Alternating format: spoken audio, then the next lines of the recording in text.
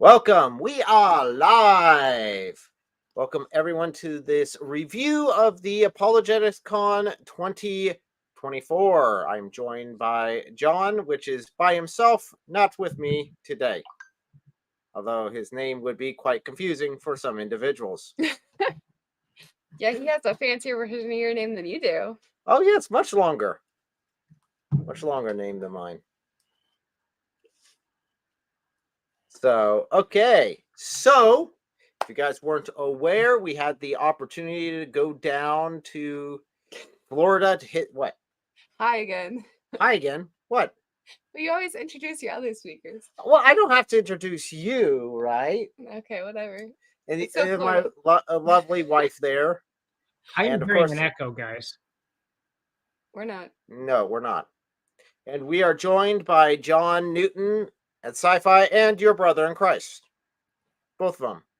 Okay. I have a split personality disorder today, so we will go with that. I get to be on both streams at the same time. John, I check if you have something else up in the background that would be making the echoing, such as another live stream. So let's go ahead and dive on into this topic.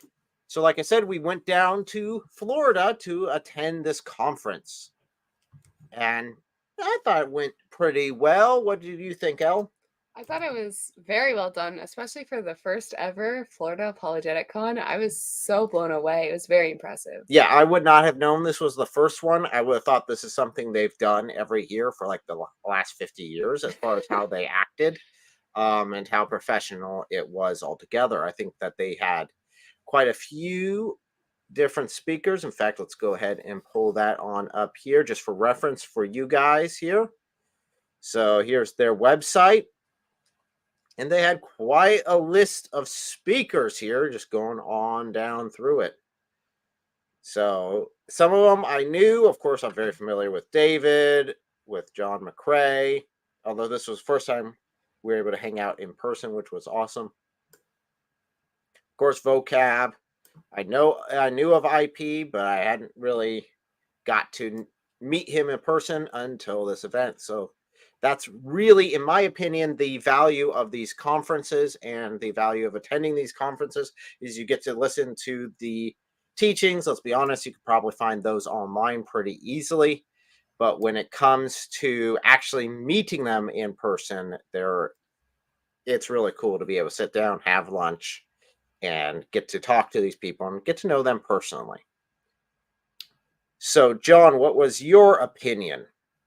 Yeah, I think that was a big thing too. Is that, like you say, you can watch a lot of this information online. There's a lot of these speakers have books available that you can get.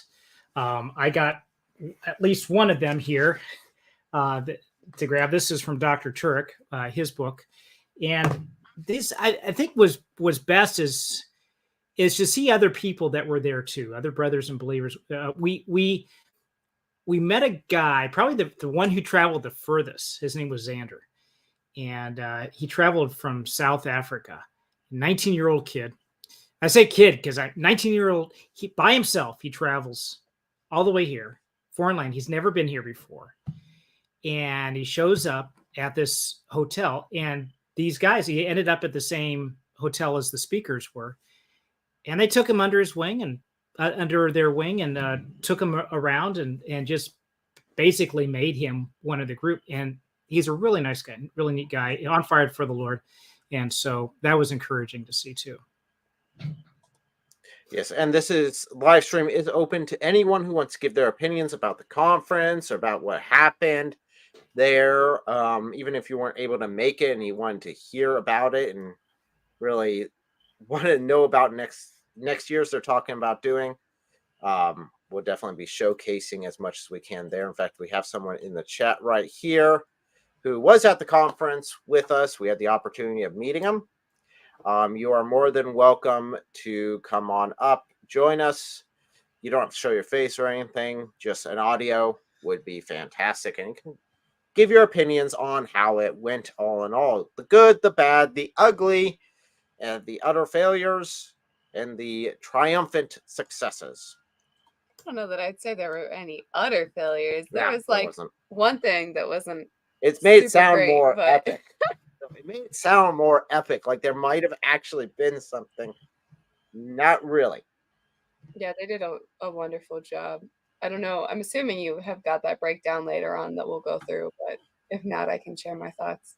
Go and share your thoughts on it. So, so as far as the good, they did wonderful job with the production quality, which sadly, from an outside perspective, when I've been to mega churches or seen mega churches or whatever, which I would certainly qualify this church as the host of this conference, most of the time, mega churches have been either very focused on like themselves and it's all about the show or whatever. But for this specific church, I didn't feel that way at all. I felt like they had a very high value for the production side of things, but in order to better facilitate worship, to better facilitate information sharing. And so obviously I'd have to get to know the church better in order to form a better judgment on that. But it seemed that they were all genuine people. The crew was amazing. The sound people were amazing, willing to help, wanting to help. Their general production quality is probably some of the best I've ever seen, especially for a church. I mean, they had 12K video that they were recording, I and didn't mess with that. That's way too big. yeah, for it us. was beautiful. I mean, beyond just the pixel count, because like you can't even see that many pixels, but it was just absolutely beautiful, beautiful lighting, beautiful atmosphere. It definitely made for an experience, which is definitely beneficial. But it wasn't like it was only an experience. Like obviously they still valued, you know, we're here to point to God, to educate people, and to gather together as the body of believers and worship. Which there was also specifically like worship through music times, which is very cool because that's not always something that's prioritized at conferences. But it is nice to have, especially with a large community. We had been alerted beforehand that the church was a little bit concerned about not having large enough attendance, but I would say there were easily, yeah, that well, was like, going to be my next question. What would be your yeah, estimate on the attendance I of would say this? maybe like 300 people. It was It's hard to a estimate because lot. they certainly I had would say people. more than that even because of Yeah, the seating requirements. So it looks like the facility could seat maybe 750 with the arrangements, and there was it wasn't solid, but it was pretty full. yeah. Would you say? And I gotta tip my hat to the church there because it takes some gumption to put something like this together. Yeah. My experience with churches and apologetics, for some reason, it seems that definitely the American church does not really like it very much, or it's just something that's alien out there. A lot of these speakers are not associated with the church, have nothing to do with the church other than just speaking at it. And for a pastor to be like, okay, we're going to have all these speakers. I mean, this is, again, quite a list there of speakers. What, 9 different speakers? Yeah. Yeah, On one multiple of them was not topics. able to show, but yes, they So, originally slated for that. yeah. So they had a large number of speakers there, and for the pastor to say, okay, you guys can come in and teach, it shows that the pastor is not a control freak when it comes down to it. He's not controlling on who necessarily has to, knowing the ins and outs in every up and down way, which I've definitely worked with some pastors who have that character. No, there definitely is like a level of like, obviously, as a pastor, you are a shepherd. You should Yeah. be guiding and Absolutely. making wise decisions. But there's sadly this overextension of that we've seen historically, where certain leaders, whether it's in pastors, whether I mean, you could put this in any position of leadership, where they kind of try to overstep their bounds. But that was not something that we experienced for this. In fact, the man who was organizing this, his name was Jordan. Wonderful guy. Really appreciated getting to know him, even though he was very busy, understandably, making everything run and work, and he did wonderful at it. But he was explaining about how in the past, the pastor, Dr. Chip Bennett, had been very open to having both sides of various I don't know what the right, but like various takes on theology. So not core doctrines, but like if somebody says, oh, I see Genesis in this way and I see Genesis in that way, and they're kind of conflicting with each other, but still able to be in harmony with scripture.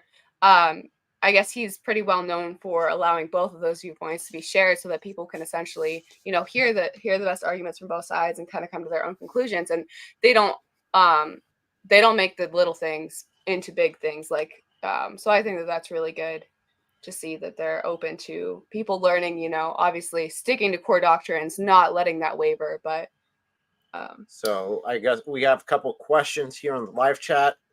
Who didn't show up? Well, it wasn't by their choice. It was medical needs. So it wasn't like, oh no. In fact, keep them in your prayer. I think it was Dr. Braxton Hunter. Hunter, yeah. He was needing some prayer for some medical issues that really did. I mean, they're serious enough to keep him away. Can we say specifically what it was? I don't know. I don't know. That's public knowledge. So I would just, Well, it's public during the event, so I would think it'd be okay. But that part wasn't streamed though either. So another question was, what was the coolest thing that happened there? Huh? Sorry, just re-saying what you said. Yeah. What was the coolest thing that happened there? Yeah. So what do you think, John? The coolest thing? What was the coolest thing? If you were to pick one thing. Oh man, that's tough. So I'm going to be doing tomorrow morning. I'm going to do the top 5 things I learned. Not necessarily learned them all, but the top 5 things I found at the event. It's really hard to say. I'd say I'm going to keep number 1 under my hat for tomorrow morning. But I'll say that the presentations were all really well done. That there was each evening there was a Q&A that was done with select speakers. They had either 3 or 4 speakers brought up each evening, and the live Q&A, and you can have people online also send in questions the way they had worked it out. And there was one question in particular that was by one individual who is nearby, who maybe that individual would like to speak about that question later. I don't know.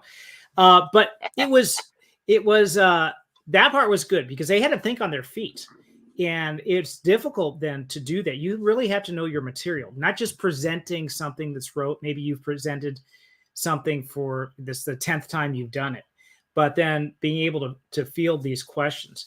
But as far as the presenters go, I really liked listening to Michael Jones, who is otherwise known as IP, so inspirational philosophy. Inspiring. Inspiring philosophy. Like I said, they were all good. It's really hard to choose one, but there were some interesting points he had made about Genesis and Exodus. I thought they were well done. So I would say for me, the coolest thing that happened there was getting to meet you guys. There were so many people that we got to meet with that we had never met before, that have been a part of the body of believers, that we've just never gotten to connect with. And that really is, I think, the best thing about getting to do these conferences is meeting each other and being able to work together and grow together and plan together and work on projects together. Because obviously, like, internet is cool and these sessions can be uploaded, they can be live streamed, whatever, unless it's by like somebody who horribly fails the assignment, like myself on some of those live streams. I am sorry, guys, but I tried.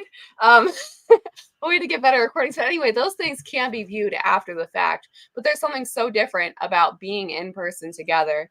Obviously, there's projects like your brother in Christ is about to share one that he worked on that we would not be able to do as well, anywhere near as well virtually. But there were also people that I got to talk to who have actually been following the channel, both of our channels, for a long time.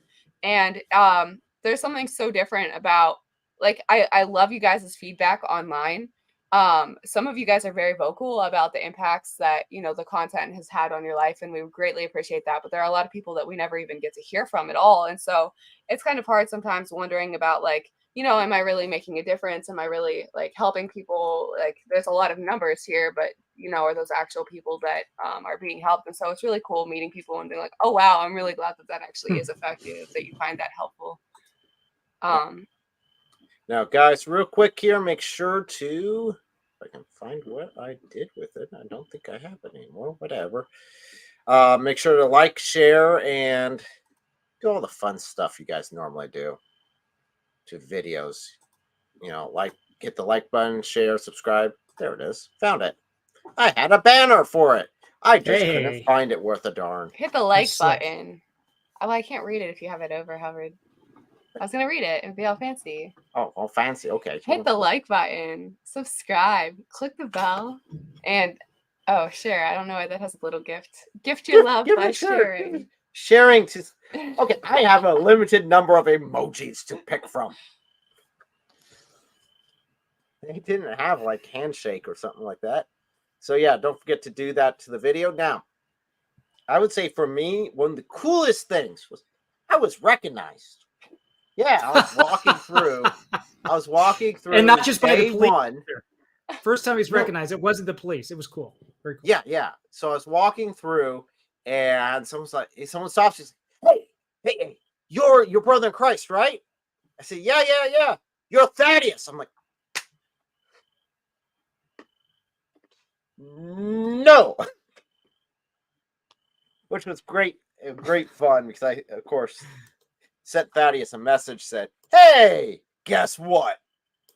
I was recognized and they thought I was you. Because I told him he should come down for this. Which would have been even funnier, I think. And it was especially funny because Thaddeus actually did invite somebody to come, and then the person he invited showed up, and Thaddeus didn't show up. It's like, man, so close.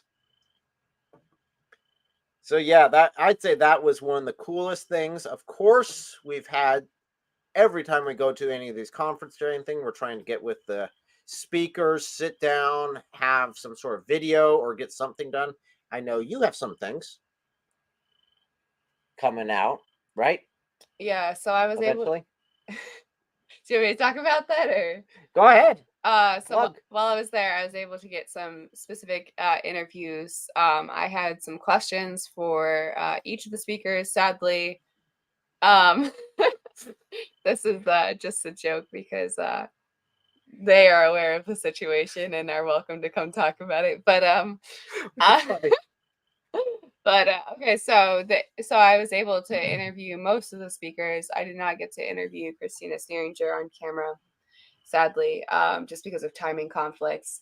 But asking them about apologetics and doing ministry better and why they're confident in Christianity. And so I think their answers are really cool. And I'm not sure entirely how I'm going to be doing those videos specifically. I think I'm going to probably chop them up into shorts, and then maybe I'll do like a compilation video of like 5 apologists answer these 5 questions or something like that. But I'm excited to get that out. Hopefully, sometime in the next month. And got some other videos coming up too, but those are cool. And we've got full recordings of some of the teachings to upload. I'll be sharing some clips from those actually later on in this live stream. But yeah, one of those videos I was able to get done, and I had, David over there is pointing out, oh, look, the date video was funny. Killer, yes. Yes. So what did you guys actually think of the dates? That's the big question, right? I thought they were pretty good. Actually, I really like them. Yeah, dates are yummy. I very much do like dates. So yeah, got this video share with you guys here. If you guys have not yet seen it, we'll see how this runs. Sometimes it's a bit of an issue, but we'll find out. So we've got some dates here that Ali Dawa has recommended not to buy. King Solomon medal dates, which are known to be Israeli products. Boycott them because we're not going to break our fast with the blood of our brothers and sisters. I think that's probably not even true. Well, let's give it a shot. Well, I just base this on, like, everything I've ever heard from Ali Dawa has been a complete lie. So it's like a boy who cried wolf thing. So I'm not a fan of dates. I don't even like dates because I eat the ajwa dates. The ajwa dates for Islamicized me, and they taste like, I don't know, feet, like sweet feet. These are better. Like These are better. These are like, you sure this isn't a big cockroach? So are we eating these? Mm-hmm. No, careful. No, there's a pit in there. I can't even stand. Be careful because they got rocks inside. All right, more disgusting date. It was actually good. Yeah. Yeah. Oh my goodness, it's the best thing I've ever had in my life. Seriously, what's in rice? This is This by is far the best date I've ever had in my life. This is some straight Willy Wonka stuff right here. Slugworth would kill to get this. I go on another date. I think everyone should buy these.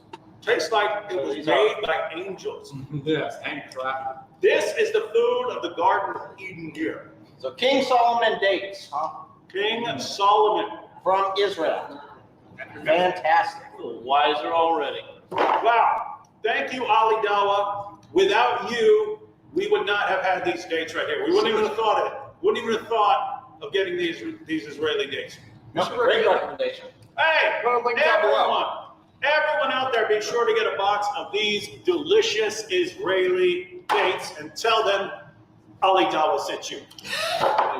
Write down the review on Amazon.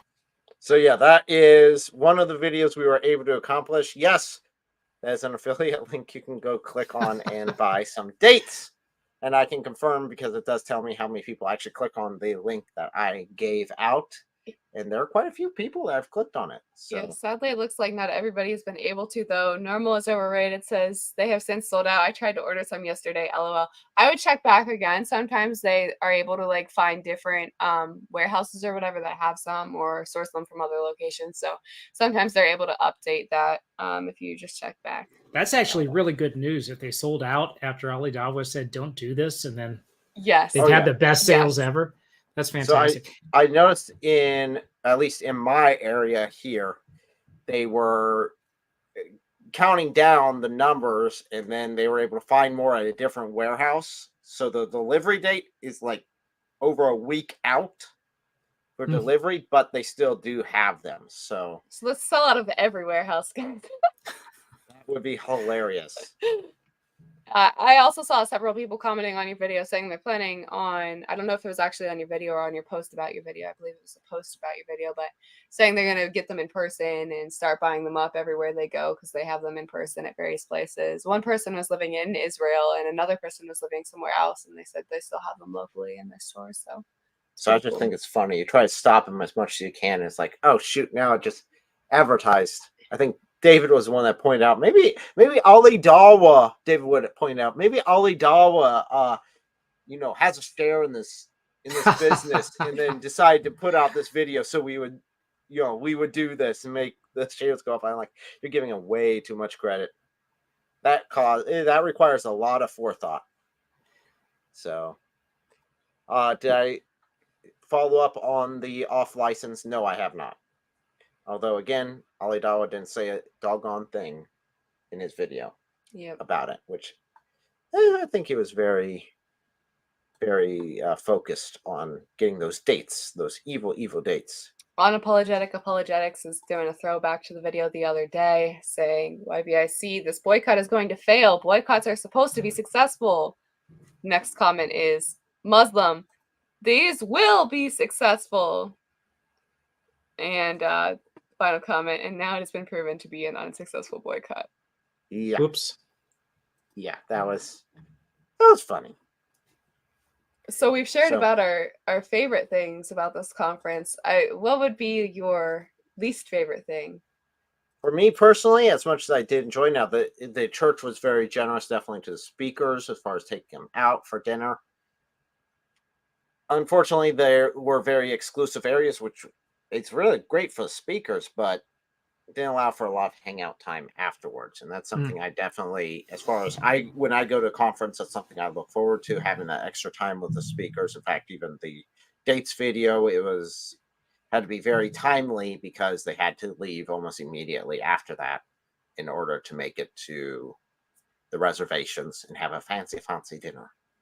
Again, very generous of the church, fantastic of the church to do that. A lot of churches won't provide very much to the speakers. This church definitely did. But I'd say that would be the only negative for me attending. Other than that, I didn't see anything else. Everything else was smooth as butter. I mean, they had multiple different sessions all going on at the same time. There might have been some hiccups here and there, but most of them were just nailing it left and right. And allegedly, I heard that there were some technical difficulties that they were having, some massive technical difficulties. Yeah, as an attendant, I didn't see a doggone thing. We definitely had Wi-Fi issues. Wi-Fi, sure, but Yeah, I was going to be streaming out. I couldn't stream out directly. I mean, I could record it, but I couldn't do that there because it was basically there's points just no Wi-Fi at all. Now, I don't know if that was just because so many people were trying to do that, or if there's just poor coverage for my individual carrier, or what the deal was. I don't know if they were expecting so many people and if it was too much of a load on there. I don't know. That's a technical question. It wasn't just Wi-Fi either. I mean, we're talking data, right? So data, yes, data for the phones. And so, considering where this was located, it would definitely be a high population area. So I would have expected at least decent coverage. Another attendant was saying that there was like a metal roof, and that might have been interfering somewhat with the data coverage. As far as the Wi-Fi, I know that they had an overload on their systems, and I was talking to one of the tech people about how wonderful they were doing running everything, and thanking them for keeping everything moving. And they opened up about a lot of the technical difficulties behind the scenes that they were experiencing, but they handled them so wonderfully that most people never even saw any of the technical difficulties beyond just the Wi-Fi itself. And even the technical difficulties that people did see, if they did catch them, they wouldn't have even necessarily realized that they were like errors. So they did a fantabulous job with that. The one thing that I would say was a downside that they could definitely work on to do better in the future, next year and such, is the food for the attendants. So by buying a ticket, you were also getting lunches included with, well, okay, so there were two things. So one, I know the conference itself was like Monday through Wednesday, which was rough. They squeezed it in how they could. In the future, they can maybe plan better for that to allow more people to be able to come. But so on Tuesday and Wednesday, they had lunches. And with that many people, with 300 plus people, you really need more than one line for food. They had like Chick-fil-A and pizza. So the first day was Chick-fil-A, and that you got to choose between nuggets and sandwiches. They could have had one line for each. They could have had 3 lines or 4 lines and had chicken nuggets and sandwiches at each one of those, and had somebody run over, if this line's getting too low on this and this line's getting too low on that.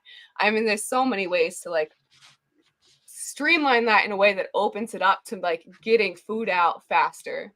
And then, maybe everybody can get their condiments on their own after they get the food and stuff, and still have like a common area for that. But that was a long period of invested time in just standing in a line, essentially. And maybe you could talk to people in the line or something, but that was rough. And then again with pizza, like they had one line for pizza. They could have easily divided that up between like 3 lines. But that said, first time. This is the first time doing conference, and for that to be the major issue, yeah, they're doing pretty doggone good. Yeah, I would think so. And you two have had experience with this, right? You've had experience putting a conference together. So you're speaking, from your own point of view. It's like, hey, we've done this. We know what it's like. We know these hardships that come, to say, hey, next time around we can make these adjustments. So I think with the way that things were well oiled just for a first time round, I'm sure that they'll solve these next year. And it sounds like they're going to do this next year. Is that correct? Oh yeah.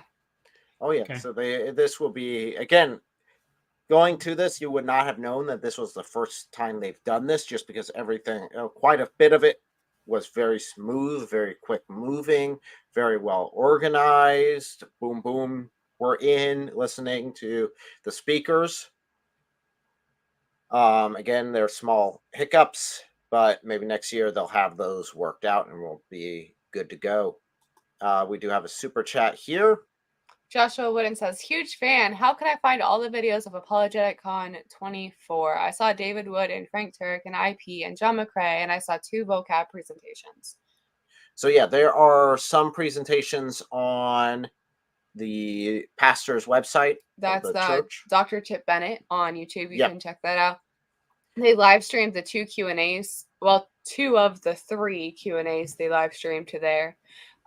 They may also be uploading some more videos down the line as they're processed and stuff. Again, they're dealing with 12K videos right now, so there's quite Lots a lot of of processing. You know There's what? quite I a would lot of not work. want to. I would not want to be videotaped under a 12K. I mean, people will be like, And you "Oh, gotta he's see- got a blemish there. He should have that looked at." That would be in the chat, right? You should have that looked at. And the next guy says, "He should have that looked at." So no 12K for me. No way. It was gorgeous. I would love to be filmed there. I would love to just go there and present a bunch of sessions and have them all filmed. I mean, that would be wonderful. That was a lot of fun. Yep. Um, And we have got ourselves a guest. Welcome, brother. so Hey. Hey, There you go. Gotcha. just did I finishing goose up this that up question. somehow? What? I can't. Sorry, I can't hear anything right now. You can't hear might- us?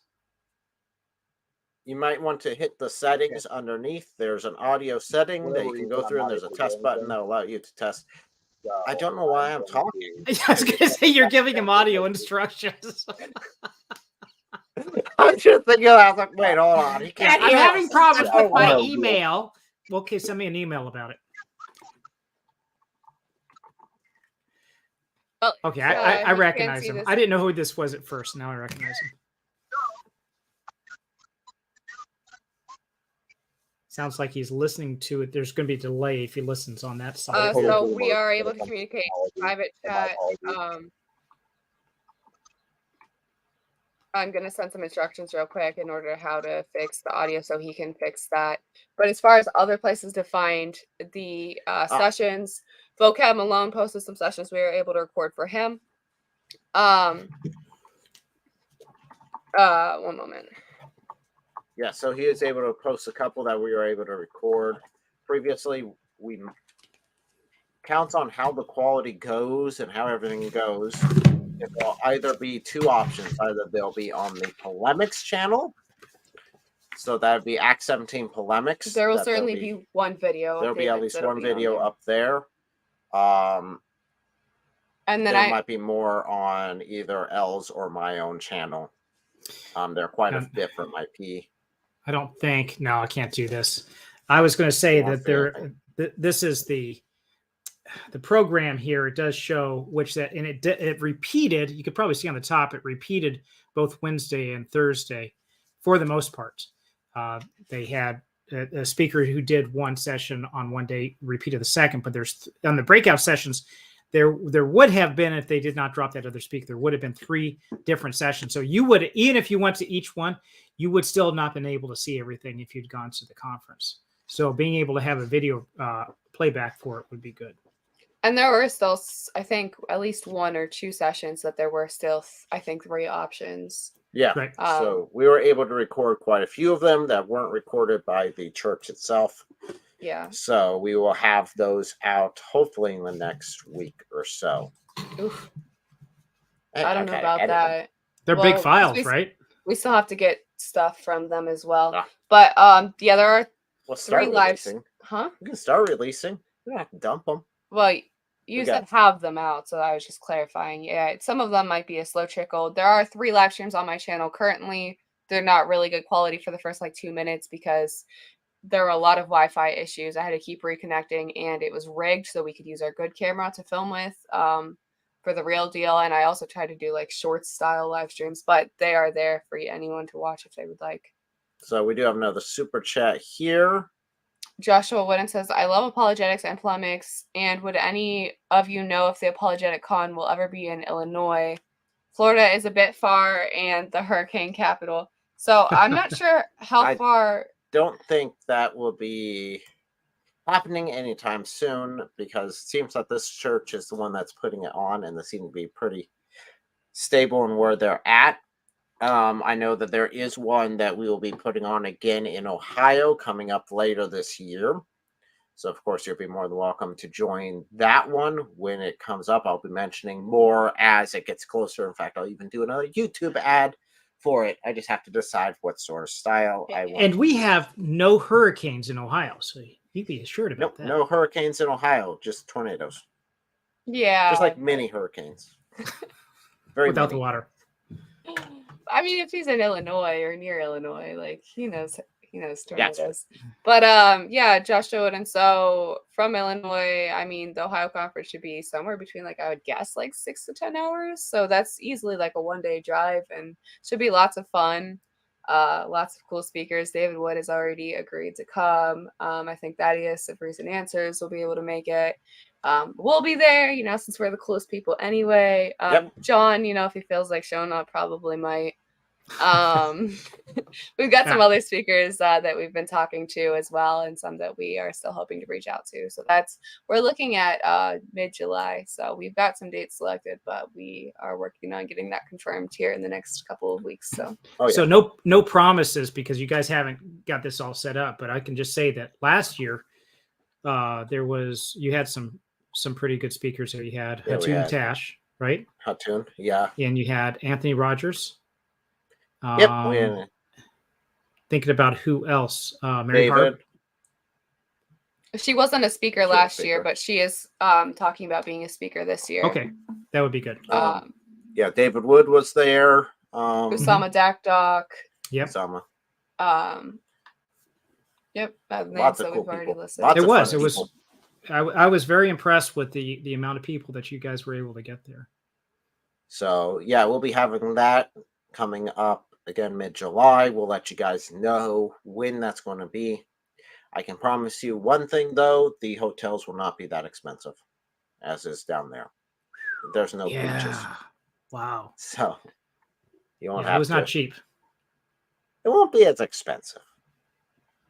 So we'll be doing another fundraiser on that. But getting back to this conference here, there was one other section that I really enjoyed, and I did put this on as a video itself. This really shows. So this here is Chip, which Dr. is Chip Bennett. Yep, the pastor, and he has to think pretty quick on his feet in this video here. So let's go ahead and take a look at it. How can we use the Islamic concept of the eyes in Sunan Abi Dawud 203? I'm from Kentucky. Please give me some grace if that's just butchered. Now, I was very careful in how I worded that question because I did not want to give anything away. Or get it flagged and not asked. Or get flagged and then like, no, we're not going to ask that because that's a stupid question. So I had to be very precise. But luckily, I was. And does anyone know what that's referring to? yes, I do. Boy, we were goofing off and we popularized a hadith. Hadith, so that's a collection of Muhammad's sayings and teachings, and Sunan Abu Dawud, it's one of their main collections, number 203. Muhammad said, "The eyes are the leather strap of the anus." We all thought that because we couldn't figure out what that meant, right? So I had to actually do a research project and go to their scholars to figure out what he's talking about. The eyes are the leather strap of the anus. And so I finally figured it out. So the leather strap is the leather strap on a water bottle. And so you put a strap around it to seal it. And what Muhammad was saying was that when you're awake, your eyes are open and you have like conscious control over what comes out of you. Whereas if you're asleep, your eyes are closed, then you don't know what's going to slip out. And so it was a way of telling people, hey, wash up when you get up, which, I mean, he could have just said that. But he puts it as the eyes of the leather strap of the anus, and we just kind of popularized it to make fun of things. But what the real point is, Muhammad in the Hadith brags about his supernatural eloquence and way of explaining things. And I don't know, I just think that's like probably the worst way you could possibly say that. So anyway, it just became, now everyone says it because we made a joke out of it. I really do think we need T-shirts, though. Yeah. Oh, they're coming. They're coming. Yeah. The eyes are the leather strap of the anus. Prophet Muhammad. I'm gonna wear that. The Dome of the Rock next time. Anyway. So I was sitting behind. Oh shoot! I love that. How quick he is on that. I just ask him. I just ask him. Okay, let's go. So I was sitting behind the sound crew when they did that, And these guys, they didn't know what was coming. So at first they were doing, and then they just started laughing. It got worse and worse for these guys because they had to control the sound, and they're doing this at the same time. So they were able to recover well, I think, but it was fun to watch. So we have our guests back again. Can you hear us? Yes, I can hear you this time. All Awesome. right. You are very quiet, but if you are able to speak up, If or we could move closer to a speaker, that would be great. I will put on my theater voice and try to talk as loud as I can. Okay. It's Metro So- Man. Metro Man. There you go.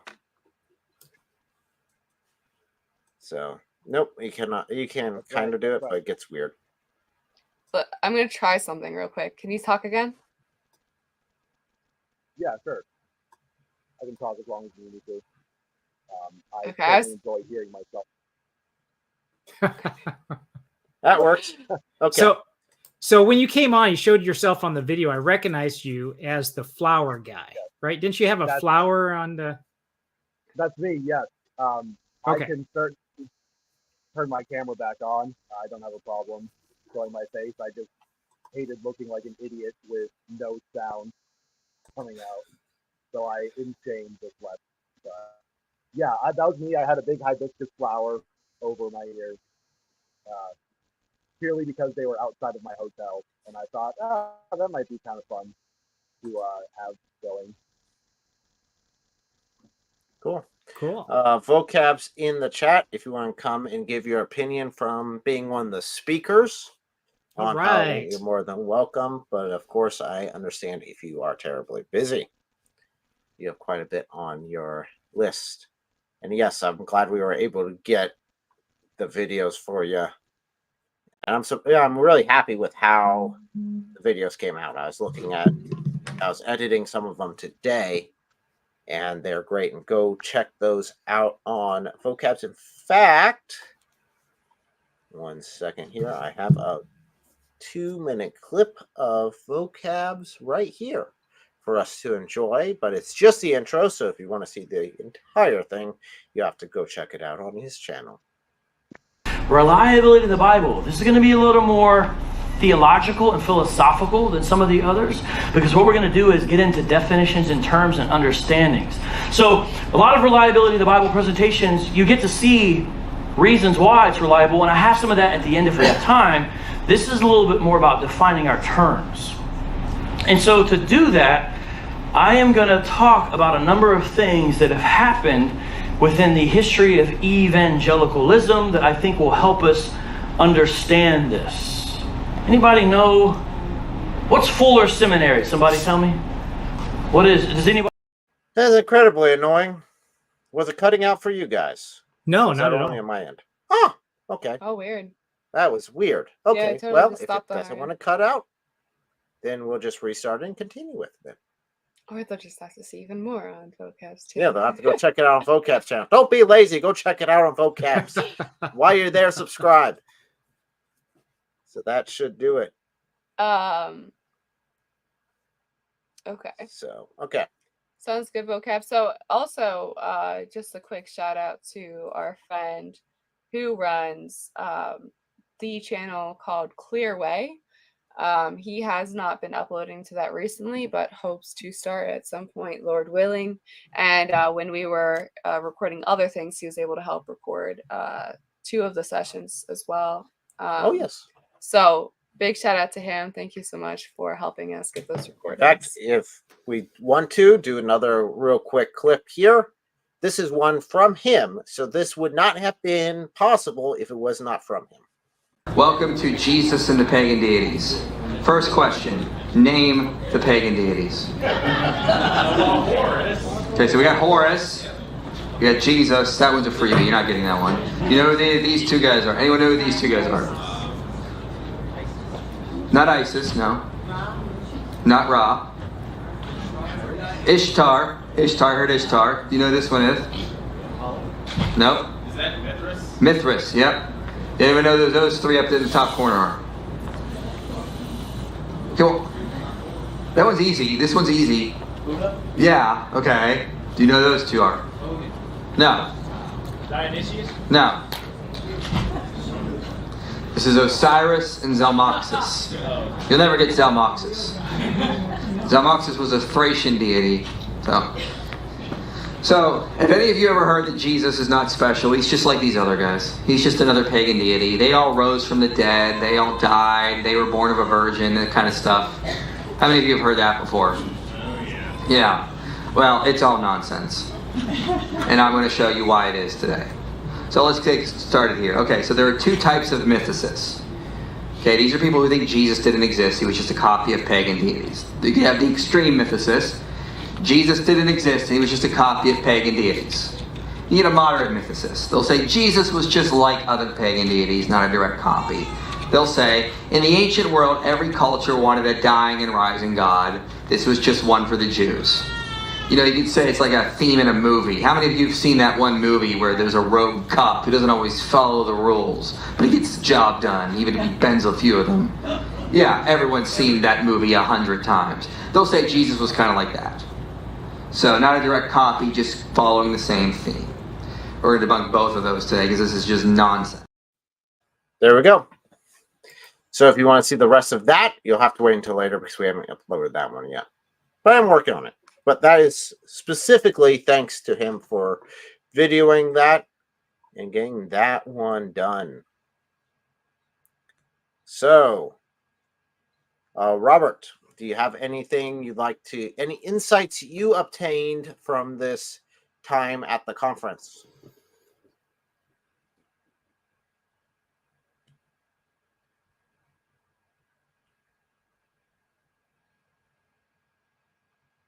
We cannot hear you if you are talking. Nope, not a thing. And he said, I can hear the videos, just not y'all. Ah, odd. Okay, so we'll move on right with it then. So yeah, we'll have that one come out later for you guys to watch. Once that one's uploaded. In fact, that was probably one of the first ones. What was it? Somebody just said, okay, it's not just me. What, Is it the I can't wait? No. To see it? 2 Timothy 3:1-7, please clarify. And if it is that you cannot hear us, then me asking you to clarify will not be super helpful. But hopefully that's not what it is. Couldn't hear. You couldn't hear the video or us? Because if you weren't supposed to hear us during the video. So, John, did you hear the video, I assume? Yes. Can you hear us currently? No, I can't hear you guys at all. Ah, that makes sense. I'm just kidding. I'm just kidding. Of course I can. I want to be able to answer if I did. Guys out there on YouTube, let me know if you guys can currently hear us, yay or nay. Well, yes. Yes. Okay. Okay. Odd. Do not know why that's a thing. Hopefully it won't be. I got one more clip to share. I was hoping that's not going to be an issue. But we will find out because we will plug away at this and hit our next one. Okay. Yeah, he's saying he... Good. Okay. So we can. So, John, what would be your one big takeaway from this? No, I'm cheating for tomorrow. I was holding it for tomorrow, but I will tell anyway. You said okay. No. Yeah, well, now I'm tempting him. I will say, okay, I will not give the big one tomorrow for tomorrow, but I'll give it a second runner-up because we're going to wait for tomorrow morning for that one. The second one is just the encouragement of seeing other Christians, other believers that are thirsty for this type of thing and wanting to learn more. Of course, you know that, you see that. I mean, you hear about that. You're kind of aware of people out there in the nether regions that they are, but actually coming across these people and seeing it, people from all around coming. This was not just a local Florida event. This was not just with this local church, but you had people from around the nation. When, like I said earlier, somebody from out of the country coming. In addition to that, we also saw that for on your conference too, that people came from distant lands to see the conference. So there is a real hunger and thirst to not only to get this material, but to use it, to do something with it. And I hope that's the case too, that it's not just listening, but then putting this in application, have the boldness to step out and do that. So that was good. Just a quick note on that. While it's not anything that they did wrong with the conference, something that might be worth considering for the future as well is having some kind of practical application. Yes, that is one of my favorite things about the ones that we've been to in the past and the ones that we have worked on. And that is definitely including actual going out and sharing the gospel. And obviously, people can do that in their own lives. They don't need to do that when they're at a conference. But if they can learn a bunch of things at the conference and then put it into practice immediately with a group that is like-minded, supporting them, helping them, guiding them, especially if there's a combination of people who have never really done this before and a combination of people who have been doing this for years, I think that's a beautiful opportunity. And so the conferences that we've been to that are run by Ministry to Muslims, that's one of the things that they do best. While they aren't necessarily the best at certain other things that this conference was really good at, they have always made sure to prioritize actual ministry opportunities. So going to mosques, doing outreaches for refugees, and getting some actual physical supplies and needs taken care of, but also reaching out spiritually, going to festivals. So all these different applications that they are making sure that they are sharing the gospel with the world, and also having these people that have just traveled from all over the nation, outside of the nation, being able to have them all work together. I think that's beautiful. And that's something that we really enjoyed about our conference. We had several different opportunities through our conference that we helped organize and host in Ohio last year. Is we had, a day that we went to a mosque and we were able to share with people at the mosque. We had a day that we were able to go together to a large park that's a high population of Somali Muslims. And so just a wonderful opportunity to put people into action, to even just give them a taste of what it's like to go out and share the gospel in a new way. I think that's beautiful because even in my own life, getting a taste of these different ways of evangelism that I've not necessarily experienced before, even when we get home, it's like, oh man, I want to keep doing this. Like I've been doing it like this, or I've been doing it like that, but this new way, that's really cool. This is an opportunity I never even thought about before. So if that's something that Florida Apologetic Con would be interested in implementing, we would be very happy to help maybe set something up, give them some training or something in that regards, if that's not something they're as familiar with. But I do think that is beneficial to have a day or some opportunities to do some kind of outreach at least. Yeah, in field, hands-on. Yeah, I'd say we've done that every time with Ministry of Muslims. Yeah. They normally have something out there, if it's just at a park, if it's at a mosque, something to apply what you've learned.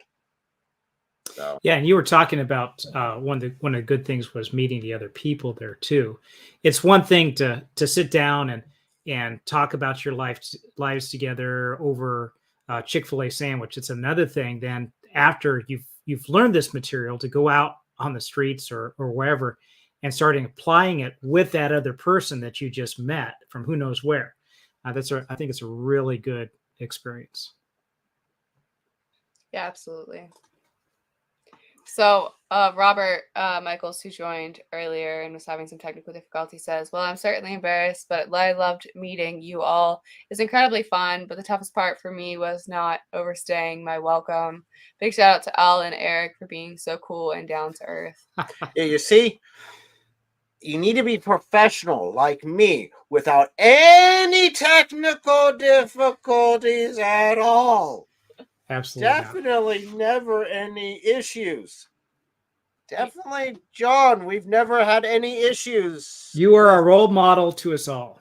I don't know how many we've done together that we've accidentally muted. It could be one of our most liked videos where we're getting into like part way and then realize the microphone's off. Oh, no. It wasn't just, guys, I'm not saying it was like a minute. I'm not saying it was 2 minutes. It was more than 3 minutes. It was like 5 to 6 minutes into this live stream. I look over and I realize that John set up there was muted the entire time. Yeah, but then you made a good comedy out of it. We had like It was great, music but and stuff, so it was good. Yeah, it was all good. All worked out it's well. just funny as can be. So yeah, don't worry about it, bud. We all have those technical issue moments. Some of us more than others.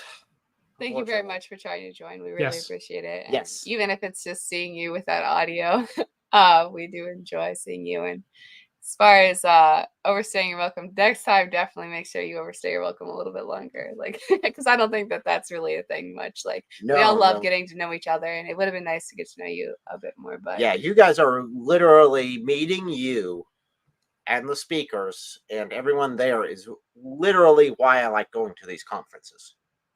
Because everything else I can get offline. The teachings I can get offline in the luxury of my own living room. But getting to meet you, I don't get to do that. That's right. So actually meeting you in person and having an incredibly funny story to tell Thaddeus afterwards was great. Oh, that was fantastic. So we have one more clip here from one of the speakers. I don't know if you guys are familiar with his work. I doubt it. But we will go ahead and throw that on up. So enjoy that, and then we'll be back to talk about it as soon as we're finished. Anyway, so we're going to talk about what about violence in the Bible. I did not know this was more interesting to people. So, all right, now I know. This issue of violence in the Bible arises in a bunch of different contexts. You'll hear this from pretty much anyone. You'll hear this a lot from atheists. Hey, you guys are talking about God being loving and so on. You got this Bible filled with violence. Also from Muslims. And with Muslims, it's usually in the context of we point out, hey, what about jihad and terrorism, and look at Muhammad and all this subjugation and so on. But what about violence in the Bible? So, don't have time, obviously, to go through every single passage or every single issue. We're going to focus on the biggest and most important one. So, we're going to go through the New Testament. First, we're going to look at what the New Testament actually teaches as far as how you are supposed to be interacting with other people and what your attitude is supposed to be. But then we will look at some, and there are only really two. There are two passages that people go to in the New Testament to say that the New Testament is violent as well. Who knows what those are? What two passages they use to say, what's that? I can't hear anyone. Speak up, speak with confidence. Parable. Yes, there is a parable involved, but anyone remember what the actual issues are? If someone says Jesus called for violence, what do you agree with? The kingdom is taken by violence or something like It's that? the feast. What's that? Is it the wedding feast? Who have you guys been to? Yeah, they're all, I mean, you can use all kinds of things. There are two that everyone goes to. Do you know Xander? Isn't it the response when you sword, bring them before me and slay them? Oh, yeah, that's one. That's Luke 19:27. Jesus says, actual quotation from Jesus, it's red letter, Luke 19:27. Look it up. As for those who don't want me to reign over them, bring them here and slay them before me. And yes, that's part of the parable, but. There we go. So yeah, that was an interesting presentation. He was actually going to give a different presentation, but by popular opinion, by popular vote, that was given again. So we actually have two shots of the same presentation for that one. to which I say, boo, David, boo. Yeah, I was really looking hoping forward to see to that the other other one. presentation. Yeah, because what was it? It was the answers to Islam, like the 5 top answers. 5 top arguments given by Muslims. So it would have been interesting, but that was by popular demand. Well, I think this was also not more of a generic apologetic conference and not specifically for Islam. So if you have a lot of people that don't run into Muslims, they might say, I'd rather have the other thing, because we get a lot of discussions or arguments about, yeah, there's violence in Islam and there's violence in all religions. You guys are just as bad as everybody else. So maybe that was more the reason for doing that one. Yeah, it made sense to do it. But boo, David, boo. Oh, we'll just have to hang around and hear at a different time at one of these conferences. Maybe we'll have to have him give it in Ohio. Ah, there you go. See, you got a topic right there. We're good. We're already putting these topics down for our conference. That'd be a Easy good one. peasy. Yeah, we actually have been planning the conference topics, or at least one of us has been. So.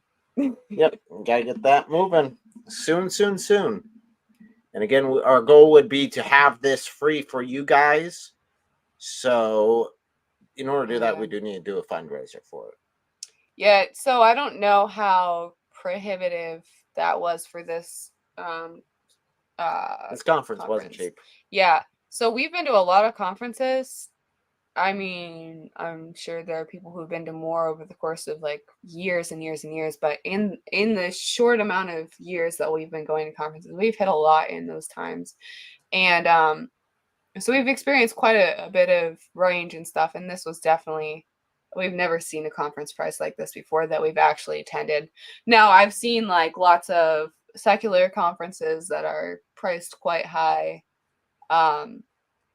And I have seen some Christian conferences that can also be kind of steep, but I was definitely taken aback when I saw the price originally. Now they did allow coupon codes towards the end because they weren't getting the signups that they expected, which was nice. And I do understand the costs, especially after being there. I mean, it wasn't just, some church in the middle of nowhere that threw together a couple speakers and had like 30 attendants or something. I mean, this was a huge deal.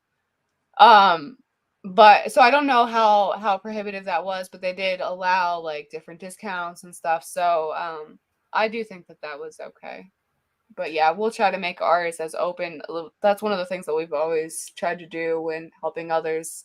And then with our own conference is like make this open to as many people as possible. Don't let there be like any kind of barrier financially more than there needs to be. Obviously, like if you're going to travel from across the world, there's probably going to be some finances involved, and we can't really help too much with that. But at least we want this to be something you can invite your friend to, and not have to worry about, oh yeah, and here's this like. Well, I think you can go ahead and charge Robert Michaels, our previous guest, as much as you want. He seems to see that the price was sufficient. It was okay. He can handle it. Completely worth it. You probably, what he wants to see you so badly. You could probably double the price, and he'd still he'd cover everybody else. Just for you, we'll quadruple the price just for you from 0 to 0. Yeah. 0. So. But thank you very much for the super chat. It was, again, a pleasure working with you. I'm looking forward to working with you again. And definitely attending any conferences with you, because those are always a lot of fun. Yeah, hopefully you'll be able to hit the Ohio one. We do have another super chat as well, too. Good timing. So the Uralic tribe says, I'm a Hungarian, and my people were the first to fight the First Crusade in the Battle of Pressburg, 907 AD. Yet despite that, we still adopted Christianity and have been Christians for 1,000 years now. Wow. Very cool. Very cool. One thing that's not really exposed, that most people in America, I can't speak about Europe or other areas, but they had the impression that, the Crusades, the Christians when the Muslims were fighting and the Christians were terrible because they were fighting. There were years and years and years that had gone by before the Christians finally said, enough of this. If this was the first great crusade that was done, 907, when did the Islamic invasion start? 907 seems a little early for the First Crusade, because I thought the First Crusade didn't happen until 1090 or 1007. It might have been 1015. I guess it depends on what you call a crusade, right? Yeah. 1096 is the one that's 1096. It's considered the start date for the First Crusade. But maybe there was something else, maybe a smaller conflict that was hit. But yeah, there's, until the first official crusade was called, there's 400 years of continuous jihad. I mean, absolutely continuous jihad. There are videos on YouTube I'd highly recommend looking at, because I like timelines and time lapses and stuff that show the expansion and the number of crusades versus the number of jihads and where they were located. And yeah, one of the numbers is a little bit bigger than the other. Quite just a bit, to let you yeah. know. Yeah, so I'm wondering, with this being the definition of a crusade being something that was called specifically by a pope to say that you can maybe pay for your sins by participating in this endeavor. But if it's not been sanctioned by the Pope, and this is on the eastern side, so this would have been the Eastern Roman Empire, the Byzantine Empire, still around at the time. I don't know if that would have been something that was necessarily sanctioned, but it was looks like definitely a first fight, one of the first battles with the Muslims in Christendom. I'm not sure if it was. I'm trying to figure out where.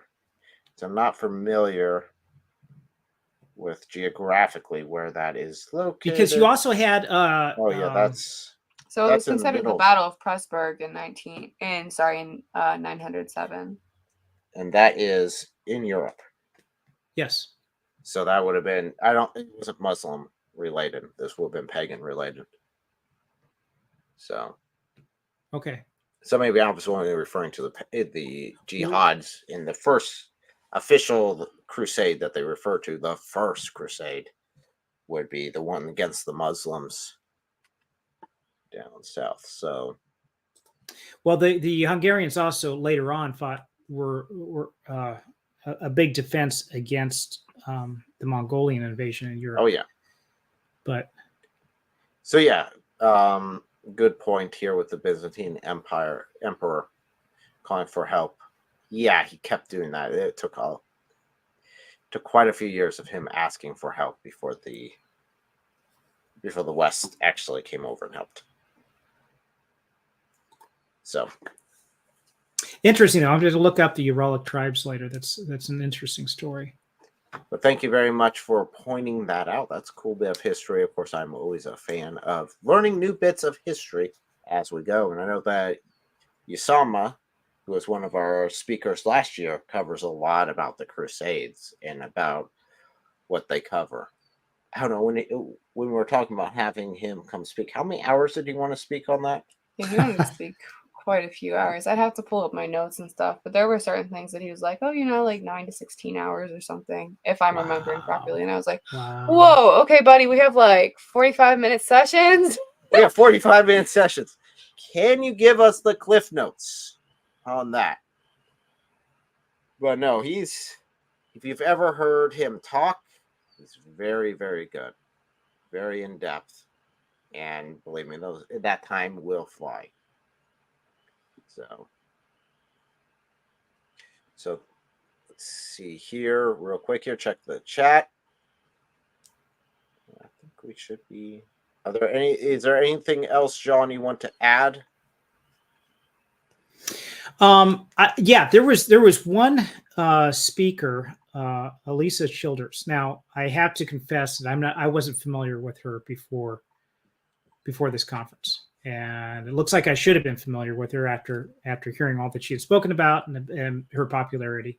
But she wasn't the only one who was talking about this, but she brought up the concept of deconstructionism. And I guess this is a bit of a fad, where the idea is that it's kind of trendy to go back and question Christianity, question your faith, go back to the roots, almost like a Descartes. Descartes was a philosopher and mathematician who was famous for saying, "I think, therefore I am." Basically, he denied everything and got to the point where he was thinking, wait a minute, if I'm denying anything, I'm doubting. If I'm doubting, I'm thinking. And if I can think, then that means I exist. And then from there, he started building things back up. And the idea is that, you can do the same thing with Christianity. And I think it's good to take a very clear, concise look at what you believe. Dig into the scriptures. Look at the reliability of scriptures. Look at your relationship with Christ. Make sure you have a firm foundation. The problem is with a lot of the deconstruction going on now, at least that she was addressing, was that it's done without the Bible. In other words, I'm going to take everything out. I'm going to throw everything out of Christianity. I'm going to rebuild everything up. But God's word isn't going to be a part of it. And people end up losing their faith. People end up becoming liberal Christians. All sorts of stuff with this that ends up being very bad. So, the main thing was keeping the Word of God there as you re-examine your life with Christ. Make sure you have the Bible there with you. Yeah, absolutely. It's kind of hard to have a good foundation if you rip the foundation out of your house. That's rip right. the basement out. Like, you're gonna have some Never have issues. much of a house left. Well, No. yeah, and it's just kind of crazy. These people who purposely use these illustrations to promote deconstruction, they're talking about like purposely destroying their houses, and it's like that's not a good thing. That's not a good thing. Or they're talking about purposely destroying their clothing, and it's like, again, that's not like. You realize the issue here, right? I mean, if you want to reject Christianity, that's heartbreaking, but you can't just rip it to shreds and like okay, so Paul specifically said, for example, like if Christ didn't resurrect, we've wasted our lives. Mhm. And so one of my favorite Christian rappers a while back wrote a rap about that and said, well, that implies that our lives revolve around Christ being alive.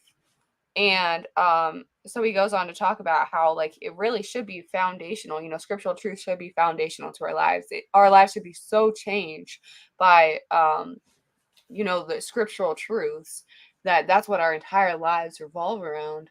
That it would be just fundamentally different with it and fundamentally different without it. And so yeah, we cannot pretend to accept part of Christianity while rejecting the basics. I mean, Jesus Christ is God. He did take on human flesh. He did say things, and the words that he said are true, and they matter. And so, yeah, I think that deconstruction is definitely a very important topic. And with that said, actually, I think I'm gonna probably, Lord willing, do a video with Lisa Childers, probably on deconstruction on my channel. Sweet. That'd be nice. Because it really is important to have a proper view of scripture, especially because in the Islamic world, one of the things that Christians get accused of most is essentially being bad Christians. So I think it would be an interesting topic that hopefully the audience would care about. Have some overlap. Yeah, I wasn't familiar with her stuff either. Just agreeing with the comment here. Yeah. But it was really refreshing. It was nice to get to meet her. And it was a pleasure again. That's one of the greatest things about these conferences. We have a super chat here. The Uralic tribe says, also we Hungarians were part of the Khazar Khanate, which adopted Judaism and existed as a Jewish Khanate for hundreds of years until the Kipchaks, Cumans, and Mongols wiped out the rest of the Jews. Khazar Jews. Yeah, very interesting story about them. You wouldn't expect that, but yeah, there's they had adopted Judaism. You don't really hear about that with many other cultures wholeheartedly saying, "Hey, yes, we're Jewish," but they did. Interesting story with Genghis Khan. He had basically had people in his court. He had invited both Christians and Muslims and others to state their case for their religion. And if you imagine Genghis Khan if he was a Christian, first of all, he probably wouldn't have invaded as far as he did. But then the sweeping influence he had there too would have made quite a difference.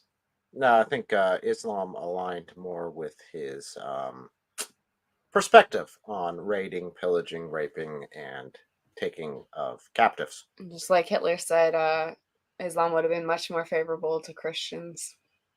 Oh, yeah. So, hey, Francis is in the chat. See you there. He says, oh, look, 3 Americans online. Peace of Christ be with you 3, your families, and us all, and our families. Amen. Amen. Francis, what would it take to get you to come stateside for a conference in Ohio? That would be pretty cool. It'd be cool to have you there, brother. Yeah, it'd definitely be very cool. We could set up like a little like mini speakers corner here and get some Fine. OGs from the real speakers corner and One thing that's going to be crazy is everywhere Speaker's Corner. yeah. Everywhere in the United States is Speaker's Corner. You might go on to some college campuses and they think Yeah, you might have restrictions in certain locations, but it's the exception, not the rule. Yeah. So I think that's one of the things when we had Hatun Tosh as one of our guests, they were pretty shocked. That's one of the things that she was shocked about. Yeah.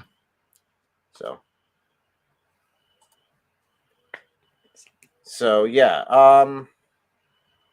conferences coming up. There's a couple we are looking at hitting. Of course, the Ohio one, that'll be in sometime in July, which should be a good time with you guys for those of you who can make it. And then we have North Carolina coming up, which is the Ministry of Muslim event, right? We're planning on hitting that one. I have a men's rally in Valley, which I'll make an appearance at there. So it should be a lot of fun coming up. Again, I cannot recommend conferences enough, just because it's a good time to actually sit down, talk to people, engage, and meet a lot of like-minded individuals. So, talk about like-minded individual here. Francis, welcome, brother. I want a confirmation from you. I want a confirmation Hello. coming to Ohio. You want me to come to Ohio? Oof. Like, yeah. God, peace of Christ be with you, first of all. God bless you three. Americans. Have some tea. You guys have addicted me to coffee. A lot of you Americans. What is wrong with you all? First of all, why do you all not drink tea? We have got thousands of teas around the world. I love tea. We drink tea. All right, Just I'll bring you coffee, some tea. more than not. I'll make it a New Year's resolution to drink more tea. Drink more tea. March and New Year's resolution. It's going to take several months to get there, so till then. Anyways, joke aside, God bless you three. I couldn't see the whole conference, but I saw the tidbits of it. But it looks lovely, and I would love to come. First, I need to settle a British passport, and then once that happens, and then some monies, and then I will, for sure, God willing, I'll definitely come because I love to meet you all. But you guys can travel anywhere these days, so that's true. Please, if you ever come to London, please let me know.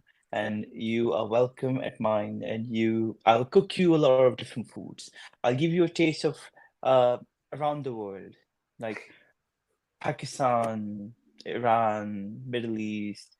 I'll cook beautiful foods for you. How do you say? What do you say? It sounds like a deal. Sounds like a deal to me. Brilliant, I'm not brilliant. arguing. I like eating. Brilliant. So I won't complain. Have you ever been out here before? Never. No, unfortunately not. Yeah. Really? Anyways, they'll look at me. They'll be like, "This is Confucia. This is Kansas or Arkansas." No, I mean, like, is he Christian or is he Muslim? The beard looks, well, like I confuse a lot of people when I don't wear the cross. So maybe the Americans will look at me. They'll be like, "What is this human being? His name is Francis, but he looks Muslim. Something wrong." I don't think Americans really care all that much about looks at all. No. Oh, they Not don't. too much of a melting No, pot. you might even pass this. Someone might think that you're Hispanic or something. Oh, that's all right then. I'll be like, see, I like enchiladas and and tacos. We're taking to Fuzzy's Tacos. Take you to Fuzzy's Tacos. Gotta take you there. It's a weird name, but they're some of the best tacos I've ever had in my life. So we have a question for you. If you came to America, what city or state would you want to see? Now remember, America is big. No, what city or state would you want it to be? Oh, what they asked. Want it to be? He wants it to be Ohio. No option, okay? Yeah, Ohio, because it sounds like a good name. Ohio. Sorry, my bad. Yeah, I would love to. I would definitely love to visit New York because I want to see the Big Apple. I want to see that there's top buildings and all those. As a child, when you see those videos, like back in Pakistan, I used to look at the TV and I was like, "This is nice, tall buildings like this." Just looking up. So, and then the second place I would love to go is Disney World. Oh yes, I am still a Disney fan. Yes, you can name and shame me, but it's not Disney I affiliate with. It's just the memories I have as the good times in the 90s. All those I know you Sleeping Beauty and all those things. So Lion yes. King, all those, yeah. Oh, Lion King. All those yes. classics. Yeah. Yeah. I do have a question for you all, basically. Go If ahead. that's all right. Fire away. No, go ahead. For this Apologetic Con, so what did you guys actually do at this Apologetic Con? Were you apologizing constantly, or was... We apologize for not drinking tea. That's what it was. Ah, I see. No, most of the time we're just recording or hanging out with people. Oh. Which was Did you meet a lot of people like me, or did you meet a lot of sober people? Well, there was over 300 people there, so there were quite a selection of people. Oh. There's quite a variation. You would fit right in with the variation. All right. Were there brown people as well? Was there a lot of diversity, or was it? I'd say so. I mean, we ran into Miss Titus too there, which was cool because I was really hoping they were going to show up. It's been a while since I was able to hang out with her, and it was close. She was closer than we were, so that's not saying much. But if we were willing to travel that far, I was hoping she'd be willing to travel that far too. So that was pretty exciting. So I ran into some old friends. Oh, nice. Were there a lot of brown people, or? I really don't pay attention to that stuff. I did not know. I don't think that's a problem. They had so one of the speakers was John McRae, right? So that's not going to be an issue. No, I'm kidding with you guys. Okay. I'm teasing with you. This is more British banter. Like honestly, I'm giving you a taste of Hatun while she's like Hatun has a. But in UK we have a bit of a weird jokes, but don't take this the wrong way. I'm just having a laugh with you guys. Okay. So yeah, British humor. But if you take me seriously, just let me know. I'll get out. No, you're good. Yeah, get out of there and come over to Ohio. Yeah, get over here already. Come on, hurry up. Oh yeah. Yeah, you gotta update your humor. Come on, come to the cool place. Updating. I'm so sorry. I need to learn. Teach me, enlighten me, and pray for me. Pray that my humor gets better. Well, definitely try to get your passport updated before July. Yes. So we can have some fun over here. Yeah, you gotta be here in July. We need you here for the Kron's 100 birthday party. In person. Come on, brother. Wow, that I don't think that's possible because it takes like literally 2-3 months to just apply and do everything. Perfect. We've got just under 4 months. Come on. Yeah. Get yourself a no. Well, there's no way then. Just smile and nod. Makes life so much easier. God, just throw 2,000 pounds on me, please. Oh wow. Yeah. I did not realize it was that much. I didn't know you want to get crushed that bad. Yeah, please don't have 2,000 pounds fall on your head. You know what's so funny about that? They use a metric system now, so they don't use pounds for weight. Yeah. For us, like, what would that even be in tons? That'd be a lot of weight. Not a lot of tons. Spoke like a true American. Well, I am. So there's that. So has no one else come up to your live stream and made you laugh this much, or is it only me? Only you. Only you are a master. You're just fun to have around. Yeah, so 2,000 pounds is 1 ton for the record. So 1 ton? Okay. Yeah, please don't have 1 ton fall on your head. That would be pretty horrible. I don't know if you'd be able to make it to Ohio, okay? I'll pray for you. God bless you. Oh, so it's one of those. Like, God bless her heart. Okay. Yeah, bless her heart. Yeah. Then we can say amen. Oh yeah, like Hatun said it to you. Like I'm sure she said, "Oh, bless your heart." Yeah. Normally that comes right before something. Yeah. Something that will make me laugh. Let's just say that. It'll make me laugh. What? I don't know. Normally I hear that before she says something that'll make me laugh. Oh, bless your heart. It's a general rule that if you say, "Oh, bless their heart," then whatever comes after that, you can insult them as much as they want. It's okay because it's more like a prayer. You know, say, "Oh, bless their heart." They're so dumb. Brilliant. This is awkward. Nah. Well, we have a super chat to bail us out. Yes, thank Joshua you. Wooden says, L, whom is this favorite Christian rapper in which you speak? I have 3 as of now. Ruslan KD, D1, B Moses. Music is garbage today. Some is good. So I would say I'm not sure what the cutoff point would be. I have not listened to Lecrae, which is who I was referring to, for quite some time. I tried to listen to him again, like he had like a new album, like I don't know, 5-6 years ago or something, and I was like, meh. But before that, Lecrae, I was pretty into, and I still love listening to his old songs.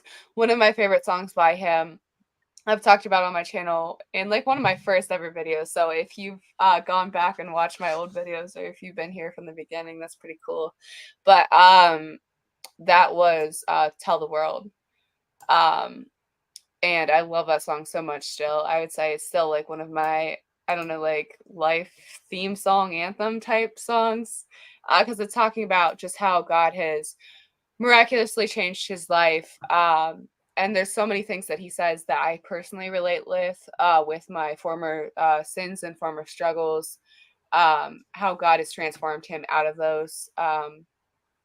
And so the lyrics are just wonderful. And the whole point of the song is, now I'm going to tell the world what, God has done for me and who he is. And so I absolutely love that song and a lot of Lecrae's older songs, anything on like Anomaly.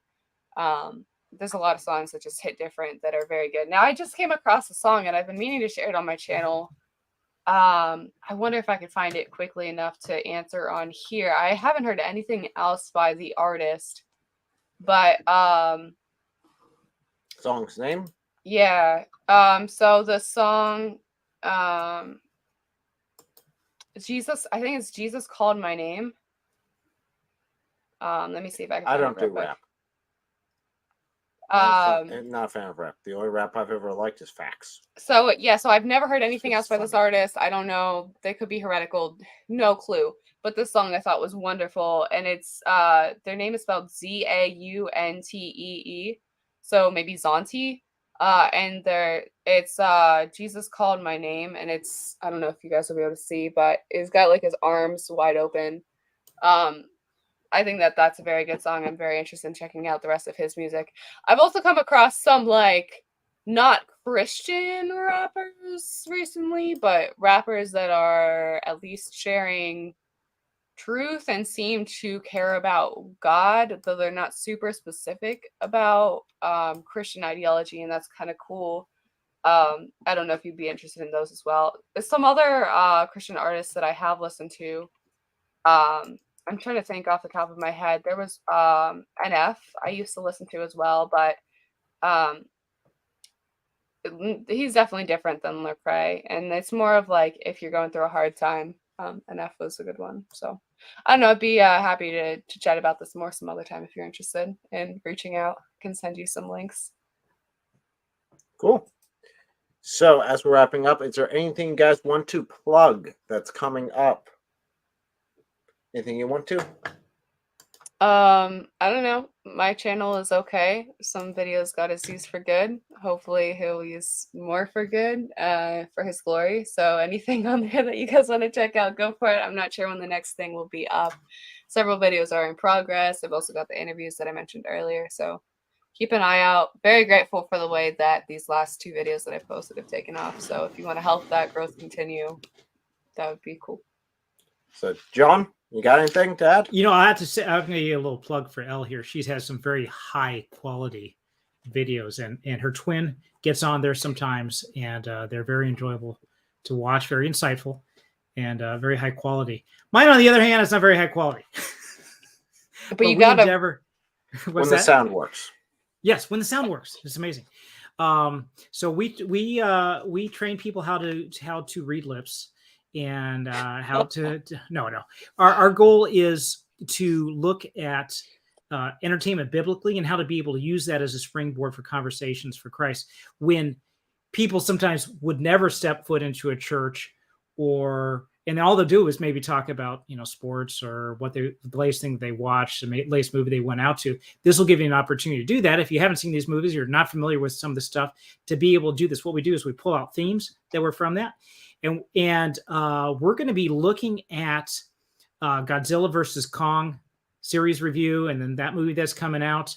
And then we're going to do another skit based on Easter, and we did one for the Council of Nicaea. And so with his review of entertainment, we also do a lot of theology and apologetics with it as well, which brings me to this.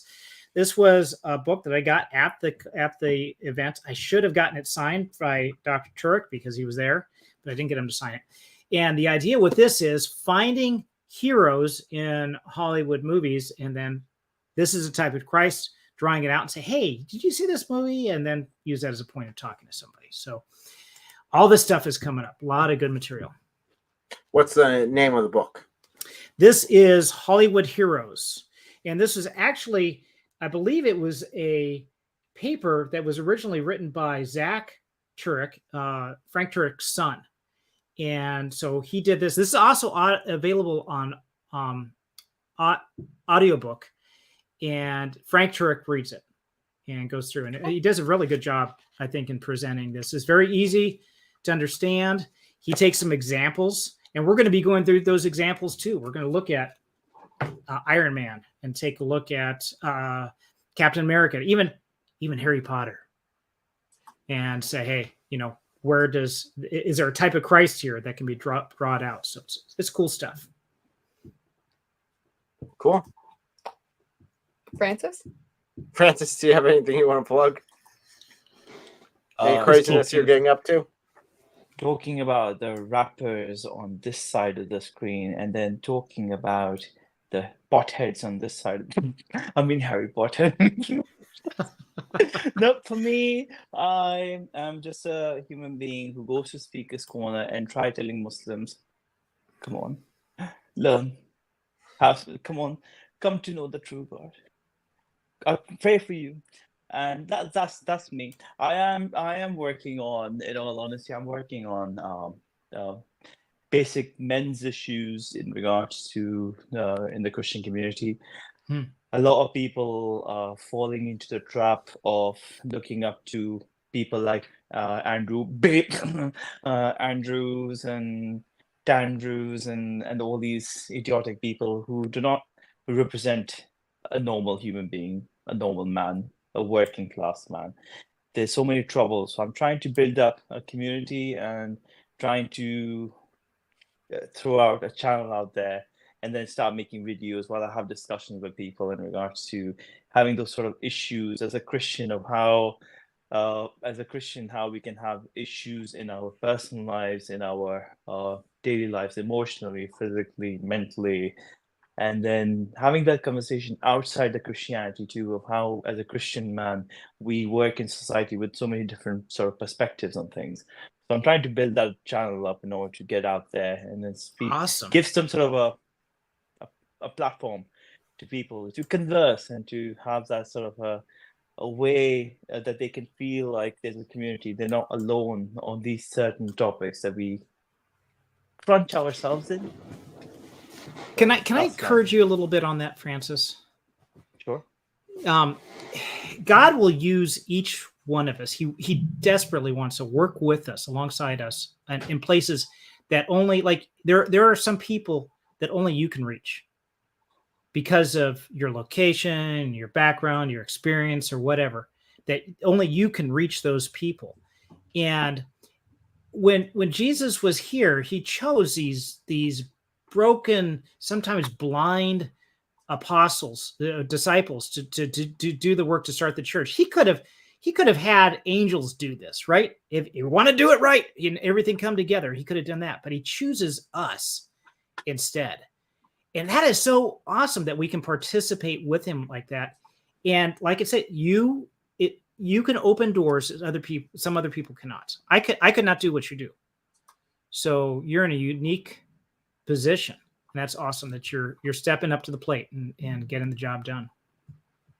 Thank you, brother. Very encouraging. Thank you. So as to your channel, we have that pulled up. So we're just pulling it up on screen real quick. There we go. So just want to confirm that this is the one, and everybody should go subscribe to this one. There you go. Got that is one me. short so far.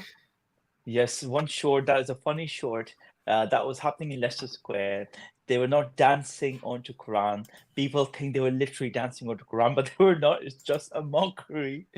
But yeah, so I am building up the channel. I'm trying to first have sort of videos done in so then at least when I start my channel, I put some stuff out there to begin with, rather than just saying, "Oh, hi, this is me, Francis, with your ex-Muslim Francis." No, sorry, not that.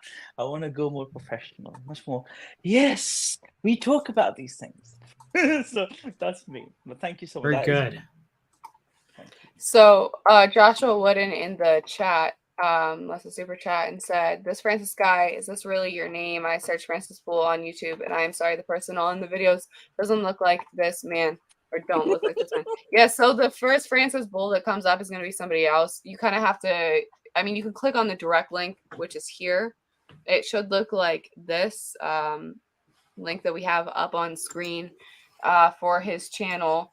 If you don't want to do that, when you search on YouTube, the first one that pops up, obviously this is going to be the best, but you're going to have to search by channel, because there's a search filters. If you click on the 3 dots, and then you can search by type and select channel, and then his will pull up. Francis, when he starts uploading videos regularly and gets a huge following, Lord willing, will show up. It's closer to the top, but until then, search by channel. Yes, and when that happens, subscribe. please. Yes, and when that happens, Francis, please remember us little people when you become big and famous. You always in the heart, always in prayers, because always remember, I always know one thing for sure, that is to never forget your beginnings and never forget where you come from. So brother, I mean to that. So yes, I am sorry. Yes, this is my legal name, but I changed it legally. I had to change it because for my security purposes and for the reasoning from the Home Office by the UK, just for my own protection, because I can't go to many countries now. Exactly. So for that reason, I changed it to, the story is, keeping it short, there's a character from Made in Chelsea. It's a TV British show. It's a very high class, upper class, posh shorties show, and I just stole his name. I was like, I like that name, but that was before I became a Christian. Let me be very honest here. So I just saw that name. I was like, he's in the diamond industry. I'll take that name, and then I changed it. People think, oh, is it because of Saint Francis the Assisi? I'm like, no. And then I'm sorry, but I am way too human for everyone. So yes, brother. So it's not. It's just me. Go subscribe to that channel. Get your notifications on, so you know when he comes out with his stuff, and we can support our brother there. Thank you, brother. So, for me, I've got quite a list of things coming up. We've got stuff this Saturday, next Wednesday, next Sunday after that, and yeah, that week we'll also be releasing the skit we'll be doing for Easter. We'll be releasing that prior to Easter going up, and then doing a live stream just breaking down the truth of Easter, if it's pagan or not. Spoiler, there's not a lot there as to that claim of it being pagan. So we'll be breaking that down. But until then, we've got a lot coming up. I've got Muslims praying to Muhammad. I know this weekend I'll be covering if Israel should respect Ramadan or not. It's pretty simple, so we'll be also breaking down if Christians should be respecting different pagan idols as well as the Quran itself, since that would be in the same light as respecting their holy days. So we'll be having that fun then. And then, of course, the following Sunday, so not this Sunday, but the following Sunday after that, we'll be talking about, hopefully Mary Harp will be joining me when we're talking about bestiality, incest, and there's a necrophilia in the freaking Sharia law, the parts I don't want to translate for you. So those parts, which will be fun. So these videos here, yes. Lots of love in Islam. Islam has lots of love. It's just not the type of love you necessarily want. Or real love, yeah. The world. Oh my gosh! I don't think I could take that much. I want you to shower afterwards. Check out the post by Thomas Hall there at the end. I think this is a good capper. Thomas Hall. We'll pull that one on up. So he says, "Happy Ramadan," and follows up with, "This video brought to you by King Solomon dates." Absolutely. Go get yourself some King Solomon dates. If you can find them. Enjoy them. Yeah. Yeah, well, I'd rather them be sold out everywhere because that would just be funny. At least that's my sense of humor. So check out his last video on those dates. And if you want to check out that affiliate link, I think that's pretty funny because we're not sponsored or anything, but because Ali Dawa wanted to push, no, you can't do this because it's from Israel. It's from Israel. Even if it has a Palestine flag on it, it's from Israel. It's like, are you serious, dude? Like, no. So yeah, we decided to get an affiliate link for that. So go check that out and enjoy some yummy dates. So, and till next time, let's go ahead and end in prayer. John, will you pray us out? Sure. Lord, thank you for everyone who is here, everyone's in the chat, everyone who follows and watches this later. Lord, you have not left this world alone without a testimony for you. There are so many great people here that follow you, all of them redeemed, all of them sinful, but bought by and purchased by your blood. And I pray that you would continue to give us strength going forward, help us to be bold in our faith, and also help us be wise in what we say. In Jesus' name.